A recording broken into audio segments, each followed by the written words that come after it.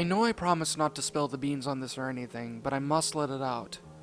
You may or may not have heard of a relatively popular YouTube series entitled Super Mario Logan, a show in which Mario characters, or sometimes other Nintendo characters or random puppets, have wacky and sometimes risky conflicts that they need to solve in some weird way.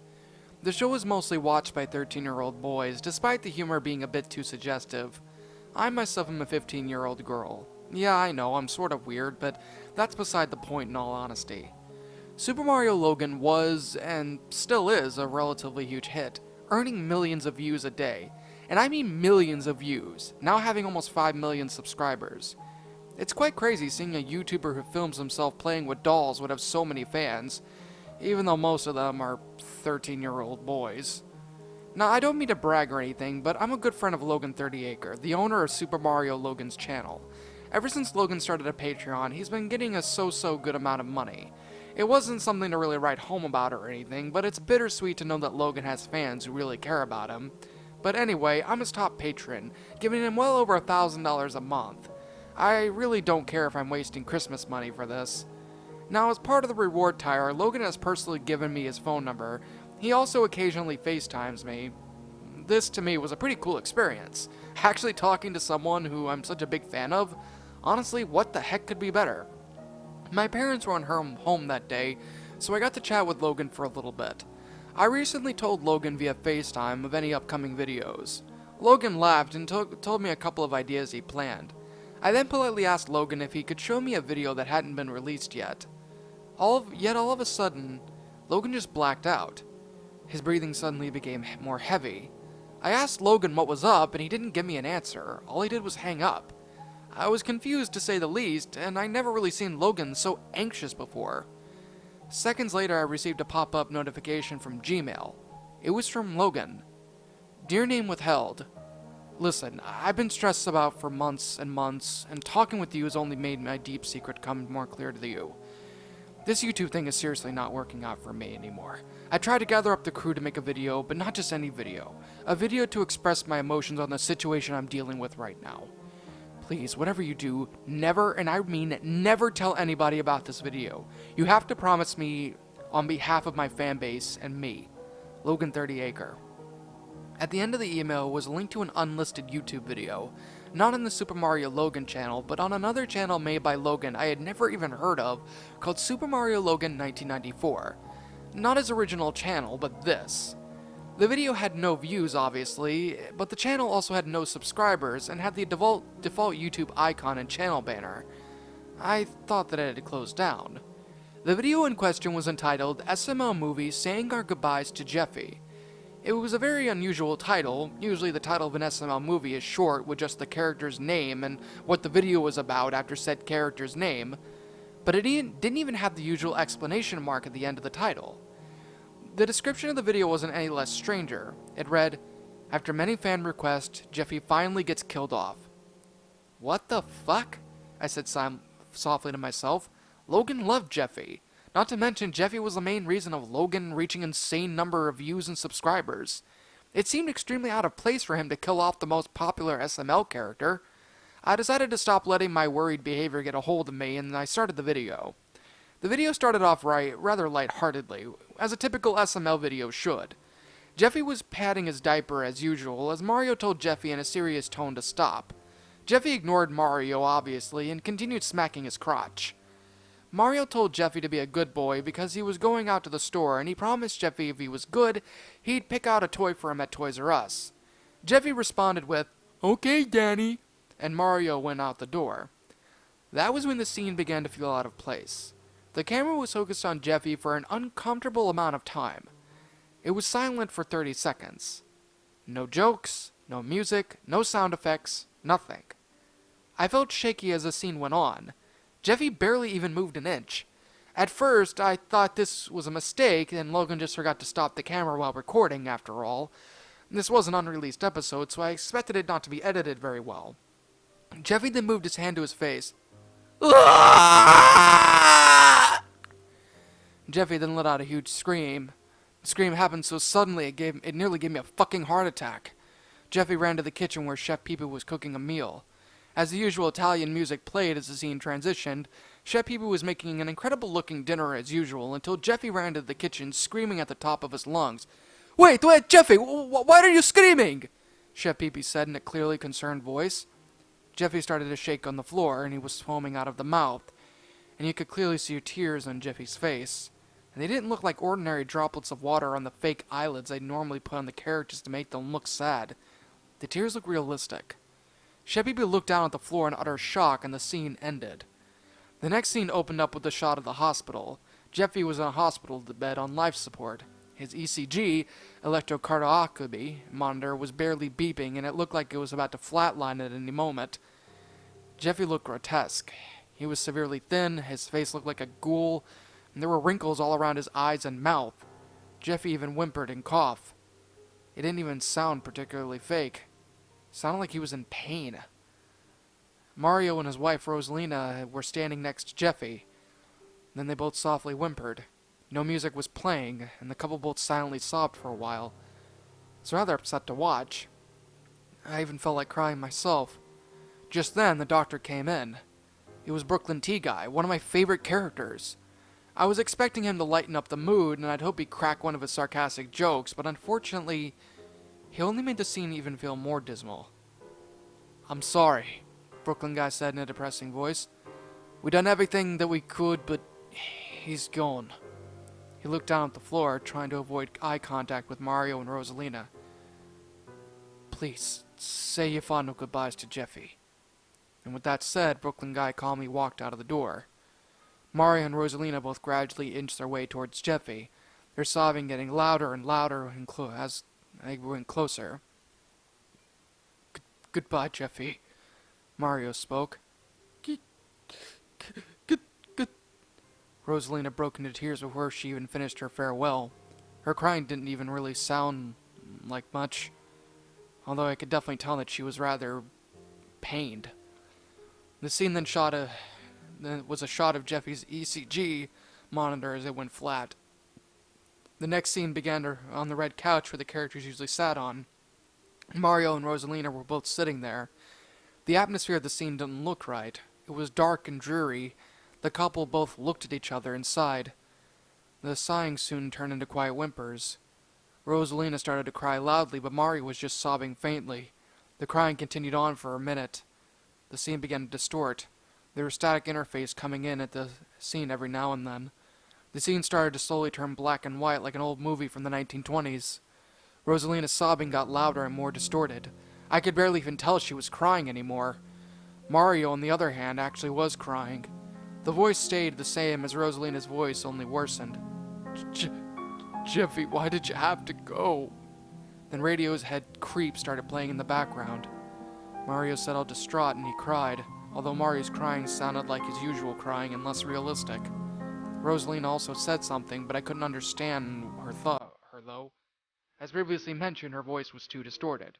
Mario continued to cry and Rosalina stopped crying though. She just sat there, not feeling any emotion. She didn't even turn to look at Mario crying. She just stared menacingly at the camera as if she knew I was watching. I needed to pause the video. What the fuck was I watching? I exclaimed to myself. This wasn't an SML video at all. It felt more like a sick joke pulled off by Logan, but why would he make this? Logan stated that he made this to express himself, and it didn't seem like he's doing that. It seemed like he linked me to this video just to freak me out. I was praying that once this video ended there'd be a message like, "You just got wrecked, loser," or something along those lines. My hand started to tremble as I placed it on my mouse and clicked the play button. As the scene of the crying finally ended, it faded to black. It cut to the room from that episode, The Secret Door. The bodies were there as always, but it zoomed in on Mario laying there on the floor with a shotgun next to him. Then it revealed that he had killed himself and even showed his brain matter and blood on the walls. I nearly threw up. It was way too detailed. The brain matter, the blood, and even the body. Then the music stopped and there was a loud static interface. It startled me to death. I was holding my hand near my chest and breathing slowly. I couldn't take this anymore. I really wanted to stop, but I needed to know whether or not this was a sick joke. I pressed on, the static only lasting for 25 seconds or so, until it finally stopped and showed something to this day I can't explain.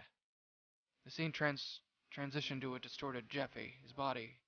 His body was mangled and both of his eyes were ripped out and replaced with empty black holes for sockets. There was stuffing all over him as he was torn to pieces. The music played in the background was a piano being played normally, except the other instruments were all glitched out and hard to listen to. A slight murmur was fairly audible. It almost sounded like Jeffy whimpering as he was in the hospital bed from before. The camera zoomed into Jeffy's sliced up face. It almost resembled a crime scene. I couldn't believe my eyes, as if I had my hands over my mouth and breathed heavily. I shuddered like an earthquake, but I wished it was all just a bad nightmare and that I'd wake up. After the scene slowly faded to black, as the music continued to play, white text on the black background appeared. It read, "You made me do this." The text faded away along with the music and the video ended.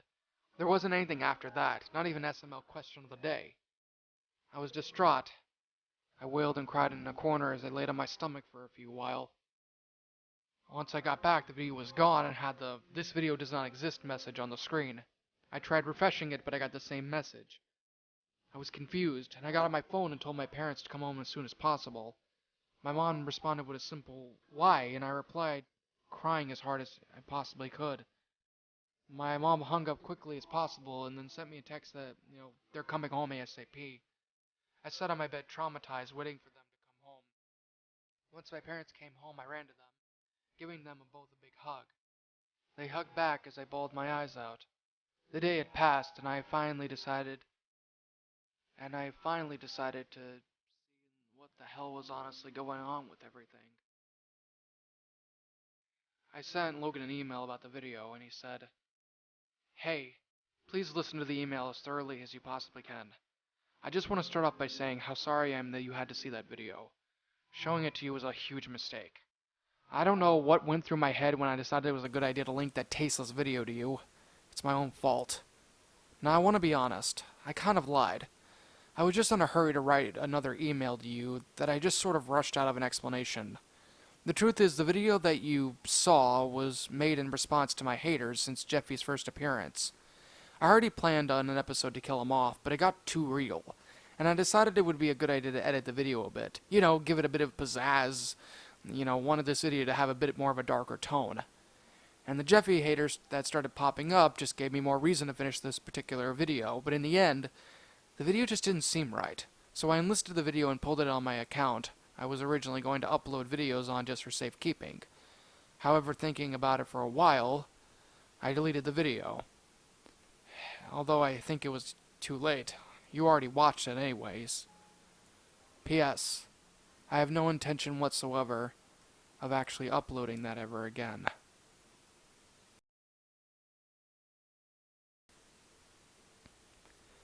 And that, my little shadows, was Super Mario Logan saying our goodbyes to Jeffy.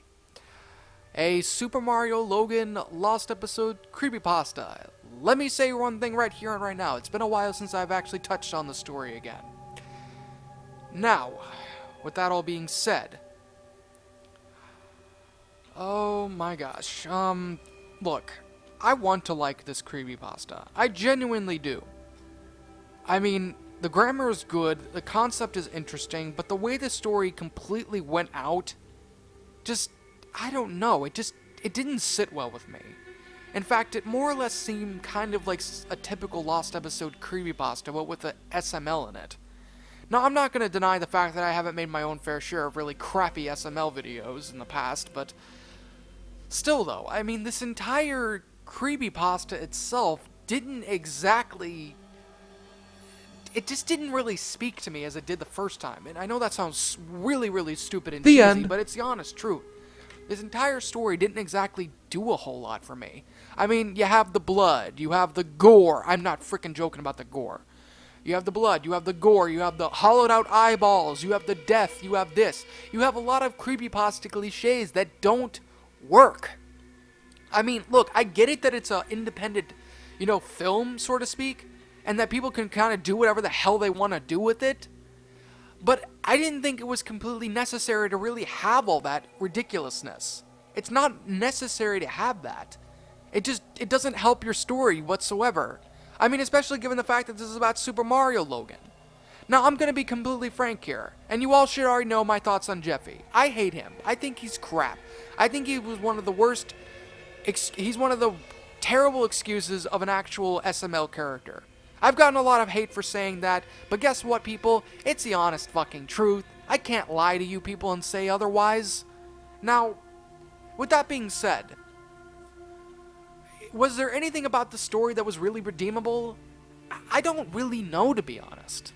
I mean, the grammar and everything was good, and the sentence structuring was good, but the rest of the story itself just, I don't know, it just doesn't fit well. It's like trying to sit there and shove a freaking square block in a circular hole. It's not gonna go through. And with this story, I mean, I understand that the author put a lot of effort into it, and I'm not, I mean, I'm not, I can tell that the author tried and put effort into the story, and I'm not, and I commend the author for doing that. You definitely tried.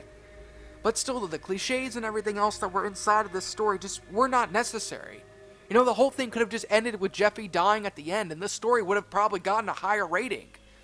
But as of right now, though, I can't really give it much of a rating at all because of how it is. It's difficult to say because I want to like the story.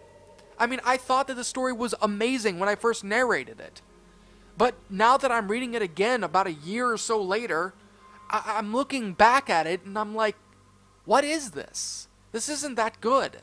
I mean, it's not, you know, god-awful terrible, which is a great thing, but it's definitely on the not-so-good kind of category. At least with me, though. And that's really a shame, too, because, I mean, this author had so much amazing potential to make an amazing SML creepypasta. And for the most part, they did a pretty okay job in trying, but the rest of the story just kind of falls flat, and that's unfortunate. I mean, that's just me, though. And like I always say, this is simply all my own personal opinion, and if you disagree with it, that's perfectly fine, too. We're all entitled to our own opinions in regards to these creepypastas, and this is simply just my own thoughts. My final rating of the story is going to have to be a 4 out of 10. I could definitely tell that there was effort and everything put into the grammar, which is amazing, but the storyline itself just kind of fell flat. At least for the second half of the story. Had it just ended at Jeffy's, you know, dying and things like that, and having maybe a little bit of weird material, I think it could have probably gotten a lot higher, but I can't really give it much else. I was originally going to say this was unrateable, but honestly, there is a rating to this, and I don't think it would be really fair to the author if I didn't give a rating. Now, what could I say that could be improved a lot more with the story? Well, for one, throw out the cliches in your story, and really provide something that SML would honestly do as a way to try and really build up the story itself. I mean, that's just my thoughts, though. What did you guys think about this creepypasta? Did you guys enjoy it? Did you guys not? Also, what would you have done to help make the story a lot better? Let me know your thoughts down in the comments section below. I'm the Shadow Reader, thanks again for watching today's episode, and like always, roll the outro because I'm out. In fear and surprise as your eyes widen, your mouth goes dry with each battered breath. You try to scream, your mind begs to leave, glued to your computer screen. The killers they slash, the tapes burn and crash. The cartridge you bought will be your final haunt. The rituals of hate will seal your fate. The tears you shed will be from the fear-gripping horror-driven nightmarish gore-filled, terrorizing, hateful, burning, violent, rage-inducing, knife-slashing, blood-splattering, silent screams. Only time will tell if you will escape this online hell. Your horror-filled obsessions will come with its own regressions. Your pathetic screams will not be heeded in any way, because your nightmares will come at any